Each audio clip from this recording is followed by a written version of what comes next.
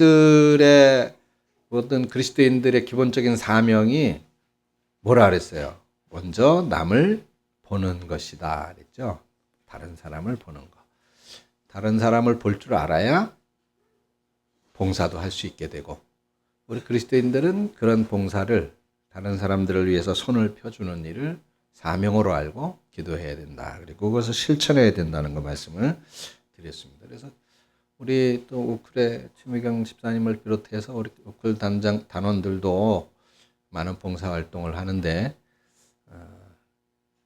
제 욕심은 이렇게 뭐 요양원 같은 데 가서 각종 무슨 행사에 가서 이렇게 노래 부르고 봉사 활동하고 그러는데, 이제 빨리 나이들 들어서 은퇴를 다들 하셔가지고 이제는 좀 교회 관계된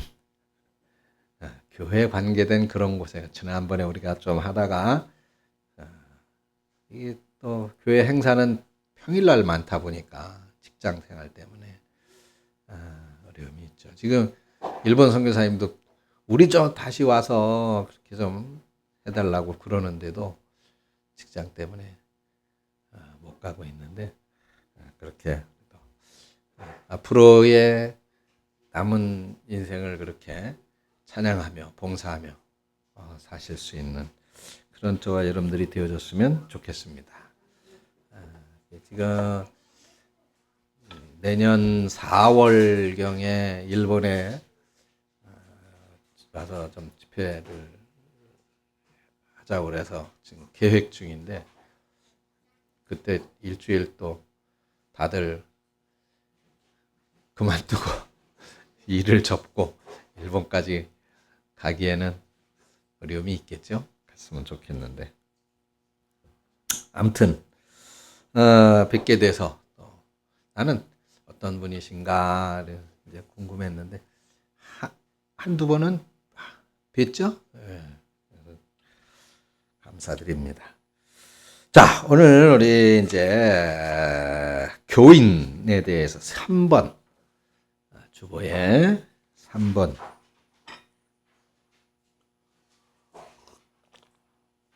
어떤 사람을 교인이라고 하느냐, 교인이 어떤 사람인가 하는 것을 지금 공부를 할 차례입니다. 한마디로 얘기해서 교인이라는 건 뭐예요? 교회 다니는 사람. 그렇죠? 그래, 교회 다니는 사람은 뭐라 그래? 교인이라. 교인. 또는 성도라고 하고, 교인이라고. 거룩한 도, 하나님의 말씀을 따르는 무리. 그래서 성도라고 합니다. 그래서 그러니까 하나님을 믿는 사람들, 그들을 교인이라고 한다. 성도라고 한다. 그죠? 근데 하나님을 믿되 우리는 단일신 하나님을 믿지만, 유일신이신, 단일신, 유일신이신 하나님에게는 삼위가 계시다. 즉, 세 분의 하나님이 계시다. 그 세 분의 하나님은 성부 하나님, 성자 하나님, 성령 하나님, 그렇게 구분을 한다. 그래서 삼위일체의 하나님이다, 이렇게 얘기를 하죠. 그래서 기타 이제 뭐 불교에서는 부처님을 우리 불교에서는 믿는데, 그 부처님은 한 분이시잖아요. 그죠? 그 외에 이제 제자들 무슨 부처님 뭐 많이 있지만은, 그러나 이제 부처님은 한 분이신데, 우리 기독교도 한 분이신 하나님을 믿지만 그 하나님에게는 삼위의 하나님이 계셔서 성부 하나님과 성자 하나님, 즉 예수 그리스도죠. 그리고 성령 하나님 또는 성신 하나님이라고 그렇게 이야기를 합니다. 그래서 교인이라고 하는 말은 이 삼위의 하나님, 삼위일체이신 삼위의 하나님을 믿는 사람. 그리고 또 하나가 있어요. 교인이라고 하는 그 사람은 이렇게 하나님을 믿지만 교회를 안 다니는 사람은 교인이라고 안 하죠. 교회를 안 다니는 사람은 성부라고 하지 않아요. 그래서 교회를 다니는 사람 이렇게 됩니다. 그래서 헌법에 총회헌법에 보면 두 가지로 구분을 했어요. 삼위 하나님을 믿고 지교회, 그래서 이렇게 교회, 각 지역의 교회, 그 교회에 등록되어진 사람 이렇게 되어져 있습니다. 그렇게 되어져야 교인이라고 인정을 받을 수 있게 되는 겁니다. 그래서 교인은 성부, 성자, 성령 삼위일체 하나님을 믿는 사람으로 지교회에 등록되어져 교회에 출석하는 사람을 뜻한다라고 하는 것입니다. 자, 그러면 그 교인에는 구분이 있어요. 원입교인과 그 다음에 유아세례교인, 그리고 세례교인, 입교인 이렇게 구분을 합니다.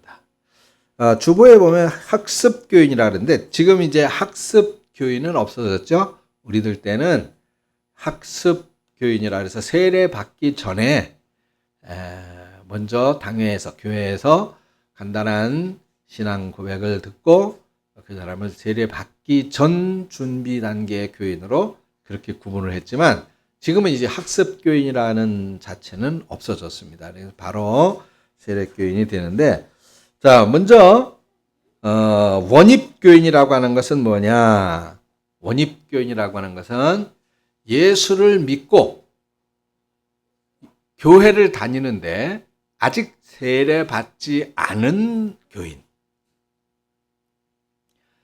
예수 믿고 삼위 하나님을 믿고 교회를 다닙니다. 그래서 교인이죠. 그러면 교인인데 그 교인 중에서 아직 세례를 받지 않은 교인을 원입교인이라고 한다라고 하는 것입니다.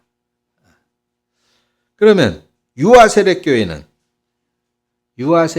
그렇지. 우리 이수도 유아세례교인이에요. 이수도 그렇고 우리 조이준도 그렇고 부모 중에 한 분이나 양쪽 부모님이 신앙을 고백하고 그 신앙으로 자녀를 양육할 것을 서약을 받고 그 아이에게 태어난 지 3년 이하의 아이에게 세례를 베풀게 되는 경우를 말합니다. 6개월 이하로 또 제한하는 경우도 있어요. 3년이면은 신앙 고백이 가능하다 뭐 이렇게 보는 경우도 있는데 적어도 3년은 되어야 되지 않을까 그런 저 개인적인 그런 생각을 갖습니다. 그건 뭐 그렇고 아무튼 그렇게 해서 부모의 신앙 고백을 인정하고 부모의 신앙에 입각한 자녀 교육을 서약받아서 세례를 받은 사람을 유아세례교인이라고 한다. 그렇게 말할 수 있습니다. 그래서 안희수나 또는 조희준 같은 아이들을 유아세례교인이라고 말을 합니다. 그래서 이 아이들은 그러면 유아세례교인은 세례를 받을까요, 안 받을까요? 세례를 안 받습니다. 세례를 안 받고 세례는 이제 유아세례로 받았으니까 나중에 무슨 행사를 해요? 입교식이라고 하는 걸 해요. 입교식. 이 입교식이라고 하는 것은 이제 만 14, 지금은 이제 뭐 10만이라고 하는 나이가 우리나라에 이제 없앴잖아요. 그래서 14세 이상이 되면 그러면 이제 다시 한번 교회에서 당회에서 신앙 고백을 받고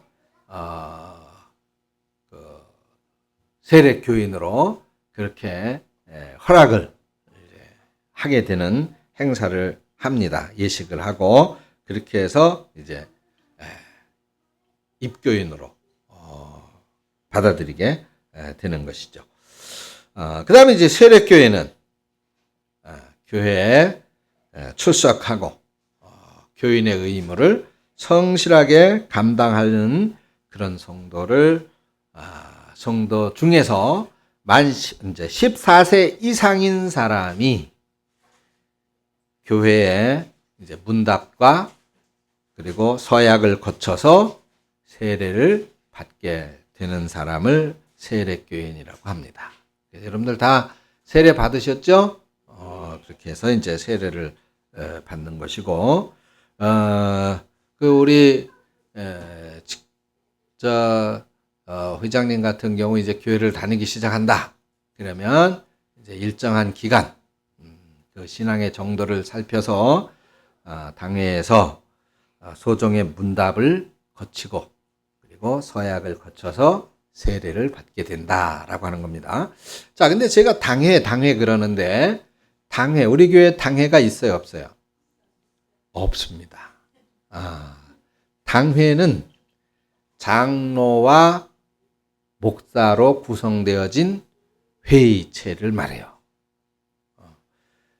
그러면 그 우리 교회 장로가 있어요, 없어요? 없죠.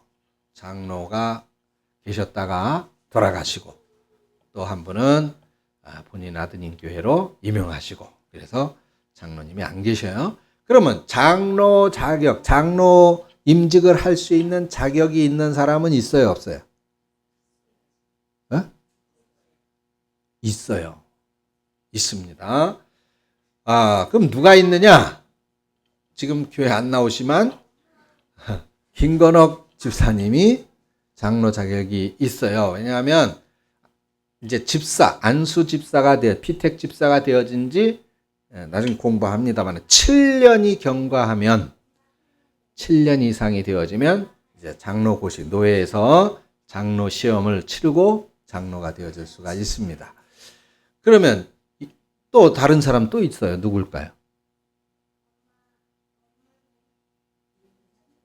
이은혜 집사님. 권사님. 최영자 권사님이 자격이 있습니다. 전에는 여자 권사님들은 장로의 자격이 없었어요. 장로로 피택을 안 했었어요. 근데 이제 교단의 헌법이 바뀌었습니다.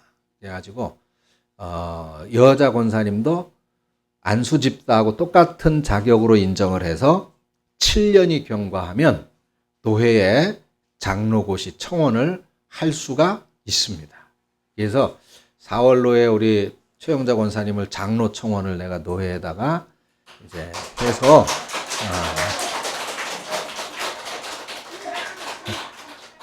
우리 교회 이제 첫 장로님으로 이렇게 계획을 갖고 지금 기도 중에 있습니다.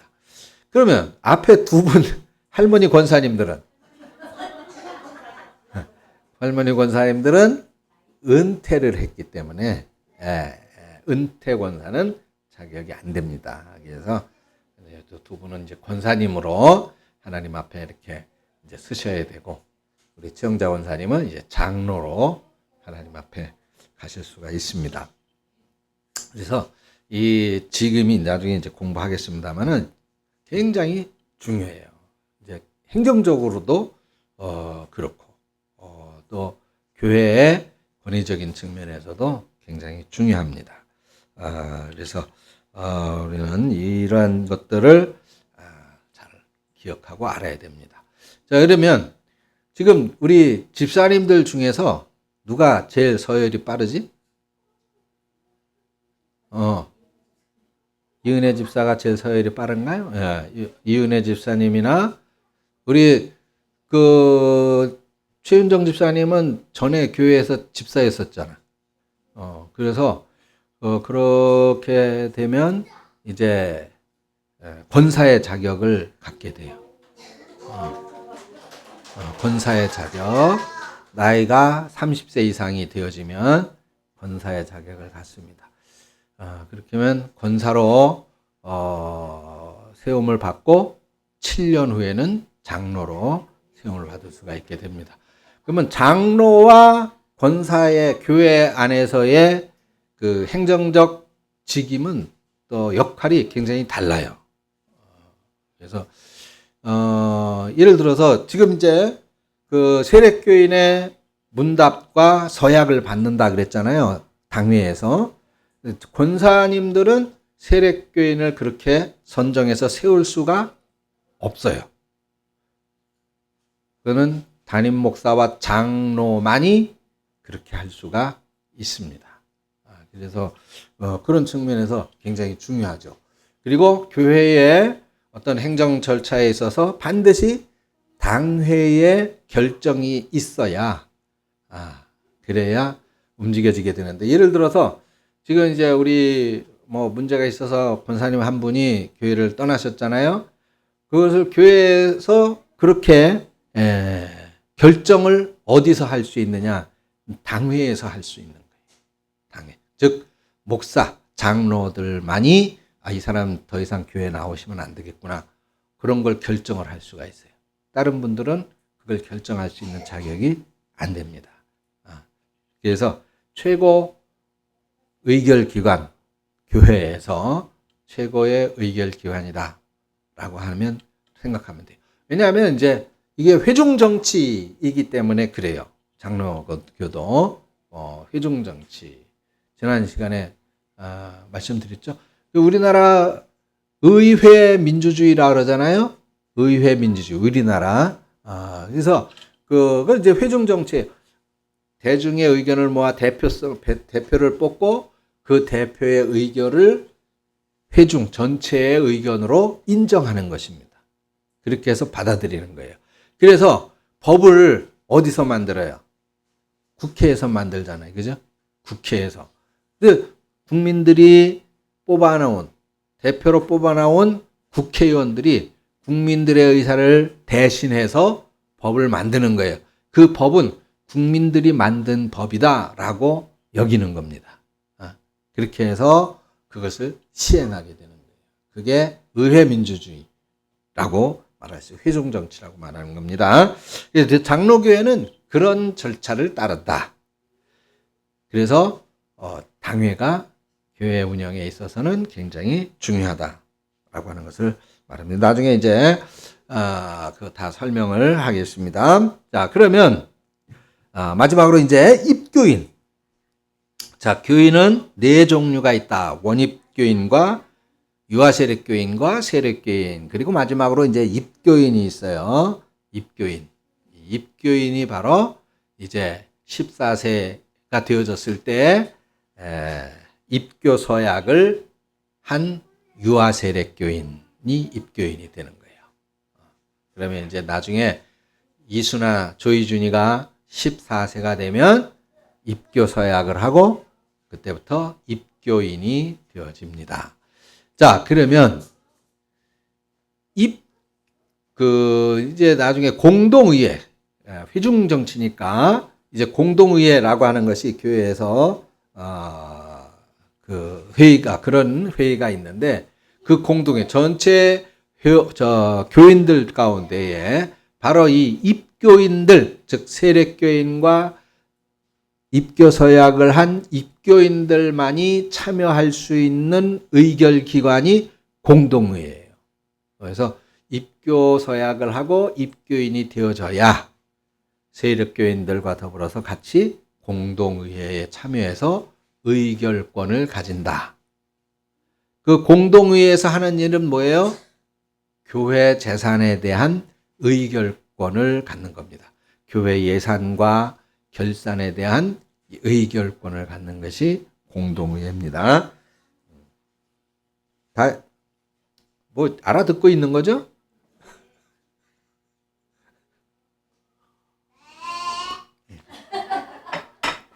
자, 그러면 그다음 이제 교인의 의무와 권리 그랬습니다.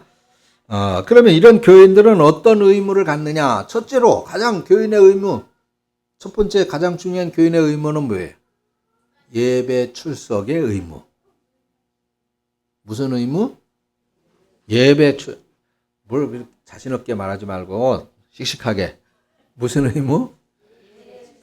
예배 출석의 의무. 교인은 반드시 예배 출석이에요. 또 어떤 의무가 있을까? 우리 최미경 집사님처럼 전도의 의무. 전도의 의무가 있어요. 그래서 우리가 늘 1년에 한 명은 꼭 전도합시다. 늘 항상 그렇게 얘기하잖아요. 그게 의무이기 때문에 전도해야 된단 말이죠. 전도의 의무. 또 무슨 의무가 있을까? 봉사의 의무가 있어요. 봉사. 왜냐하면 오전에 설교한 내용이죠. 우리가 왜 봉사해야 되느냐. 그건 우리의 사명이다. 반드시 해야 하는 일이다. 그리스도인은 항상 나 중심이 아니라 너 중심의 삶을 실천하는 그런 사람이 되어져야 된다라고 하는 것은 말씀을 드렸죠. 그래서 봉사의 의무가 있습니다. 또 어떤 의무가 있을까요? 교회 치리에 복종해야 하는 의무, 이렇게 얘기를 해요. 교회 치리. 그러면 교회 치리라고 하는 것은 뭐냐? 교회에서 상벌을 주는 것을 말해요. 상벌. 그러면 상을 주고 벌을 주는 그 일에 복종해야 할 의무가 있습니다. 상을 주는 건 좋은데 벌이 문제죠. 벌 받는 걸 좋아하는 사람은 없을 거 아니야. 그러나 거기에도 복종해야 할 의무가 있다 하는 겁니다. 지금은 교회에서 벌 주면 여기만 교회냐? 그리고 다른 교회 가버리는 다 그렇게 되는데 거기에 복종해. 옛날에 그 유명한 일화가 있죠. 우리 그 독립운동가 중에 그 장로님 누가 계셨어요? 김구 장로님 모르세요? 누군지? 네? 모르나? 있었어요. 김구 독립운동을 하신 우리나라 주석이셨죠. 네. 네. 그분도 그렇고 또 이제 그 조만식 장로님이라고 하는 분도 이제 계셨습니다. 네. 예배 때 예배에 이제 늦은 거예요. 지각을. 그러니까 예배 지각을 하셨으니까 예배 좌석에 앉지 마시고 뒤에 서서 예배 드리십시오 라고 벌을 내렸어요. 그래서 그 벌에 순종해서 예배 끝날 때까지 뒤에서 꼼짝 않고 서서 예배를 드렸다는 일화는 굉장히 유명하죠. 그래서 교회 치리에 복종해야 하는 의무가 있다. 그럼 교회 치리는 누가 해요? 누가 상을 주고 누가 벌을 줘요? 목사 장로님들이 당회에서 결정해서 하는 것입니다. 목사와 장로님들이 그렇게 할 수가 있습니다. 또 하나의 의무. 그래요. 헌금의 의무. 이 헌금은 이제 세 가지 중요한 의미를 갖습니다. 첫째로는 이제 교회 운영, 두 번째로 전도와 선교, 세 번째로 봉사죠. 이웃을 살피고 도와주고 하는 일에 헌금을 사용해야 되기 때문에 바로 전도하는 일, 선교하는 일에 또 역시 사용되어지기 때문에 헌금의 의무를 갖는다라고 하는 것입니다. 그런데 오전에 말씀을 드린 것처럼 억지로는 결코 하나님이 받지 않으시고 기뻐하시지도 않으시고 거기에는 복을 주시지 않는다. 자원하는 마음이어야 한다는 것 말씀을 드렸습니다. 그러면 이런 교인의 권리, 그 다음은 어떤 권리가 있을까요? 교인의 권리. 우리는 성찬 참례권이라고 그러는데 성찬식에 참여할 수 있는 권리. 성찬식에 참여할 수 있는 권리. 그런데 이 성찬식에는 세례교인과 입교인만 참여할 수가 있죠. 그 자격은. 아직 세례받지 않은 분은 성찬을 받을 수가 없습니다. 교회를 10년, 20년 다녔어도 세례받지 않았으면 성찬식에 참여할 수가 없는 거예요. 성찬 참여권을 그렇게 할 수가 있고, 그 다음에 아까 말한 대로 공동의회의 회원권을 가지고 거기서 의결권을 가질 수가 있습니다. 그리고 교회를 통해서 영적 보호를 받을 권리가 있다. 그래서 담임 목사나 장로 권사님들은 바로 이 교인들을 위해서 늘 기도해야 할 책임을 갖는 거예요. 그리고 살펴서 어려움이 없는가 돌아보고 권면하고 양육할 책임을 갖는 것입니다. 그것이 이제 목사, 장로, 권사의 책임이라고 말할 수 있습니다. 지금은 뭐 거의 유명무실했어요. 이 교회를 떠나서 다른 교회로 가게 되면 반드시 이명 증서라는 거를 이제 요구를 해야 되거든요. 교회에다가 나 다른 교회 다닐 테니까 그쪽 교회에다 내가 세례교인이고 언제 세례받았고 또 내가 직분이 뭐고 그런 것들을 확인서를 써주십시오. 이제 이명 증서라고 있어요. 그래서 그것을 해 주십시오 해서 그걸 발급받아 가지고 그 교회 가서 나 이 교회 다니겠습니다. 이것촌에 다니던 교회에서 받아온 내 신분, 말하자면 신분증이죠. 내 신분증입니다 하고 이제 보여줘야 되는데 지금 뭐 그냥 나오기 싫으면 그만이잖아요. 근데 반드시 이명 증서라는 것이 있어서 사실은 뭐 7일을 받아서 7일을 받는 경우 이제 최대 무서운 7일가 1년간 교회 출석 정지가 있어요. 1년. 6개월짜리도 있고 1년짜리도 있고 그렇게 하는데 1년 동안 교회 출석을 못하고 다가 이제 교회 나오게 되는데 그 다시 교회 나왔을 때 그 모든 권한 장로님은 장로님, 권사님이면 권사님, 집사님은 집사님의 그 권한은 바로 회복되어지느냐? 그렇지 않고 역시 1년 후에 또 회복이 되어집니다. 그 교회 법은 그렇게 되어져 있어요. 그러니까 뭐 지금은 다른 교회 다니다가 우리 교회로 왔어. 내가 다른 교회 나 집사였었어요. 그러면 아이고 그 집사님이셨군요. 바로 집사님으로 인정을 그렇게 하잖아요. 근데 엄밀한 그 교회 법으로 하면 안 그래요. 교회 출석하고 1년 지난 후에야 집사님으로 인정을 하게 되고 활동을 할 수가 있게 되는 겁니다. 권사님도 마찬가지고 장로님도 마찬가지예요. 그래서 그런 교인의 이명을 반드시 해야 된다. 뭐 질서가 오늘 시대는 없어졌으면은 그렇게 있다라고 하는 것을 기억하시면 될 것 같아요. 그리고 교인의 자격 정지, 그거는 그런 의무들, 아까 교인의 의무, 예배 출석의 의무, 헌금의 의무, 전도의 의무, 봉사의 의무, 교회 치리에 복종해야 할 의무, 이것을 지키지 않았을 때 6개월 혹은 1년의 자격 정지를 부여하게 되는 것입니다. 그리고 그 권리가 정지되었다가 다시 본교회로 돌아왔을 때는 6개월 또는 1년이 경과한 후에 당회의 결의에 의하여 그 자격이 회복되어진다. 이렇게 되어져 있습니다. 교회법의 사실상은 좀 엄격해요. 엄격한데 지금은 뭐 교회들이 거의 이 법을 지키는 교회들이 거의 없죠. 거의 없는 게 아니라 아예 없죠.